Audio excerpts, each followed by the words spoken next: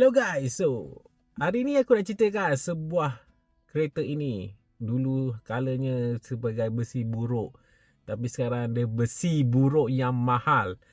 Okey, kereta yang aku nak cakap ni ialah kereta RX-7 FD3S. Kereta ni ibarat legenda. Mereka bentuk dia yang unik dan sporty, menggunakan enjin rotary 13B-REW. Enjin ni ialah 1.3 liter, 2 rotor dan 2 turbo. Menghasilkan sekitar 252 horsepower hingga ke 276 horsepower. Tetapi aku nak cakap kenapa dia ada 252 dan 276 horsepower. Model awal RX-7 ni ialah 252 dan model last iaitu ialah Spirit R dia ialah 276 horsepower. Kereta ni berat sekitar 1200 kg dan body weight ratio dia 50-50.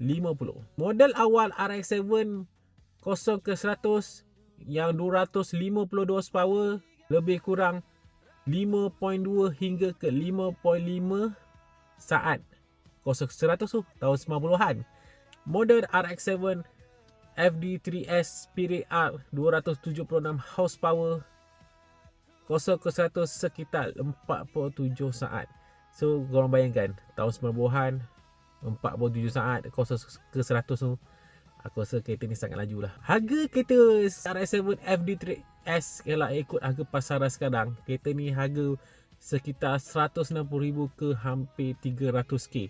Tengok pada condition, tengok pada spek, tengok pada body dia. Kalau kereta ni tip-top condition, aku rasa lebih hampir 500,000 pun ada. Kereta ni ada kekurangannya juga. Walaupun kereta ni agak sporty, cantik, laju, unik kereta ni diibarat legenda. Tapi kekurangan iaitu enjin ni ada masalah sikit. Sebab enjin ni sangat sensitif dan kos negara dia sangat-sangat mahal.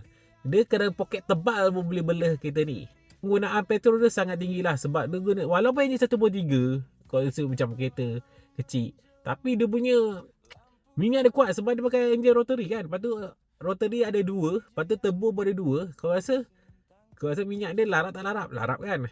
Ruang kabin yang sangat sempit. Dia sangat sempit sebab dia kereta sport yang compact lah kereta dia.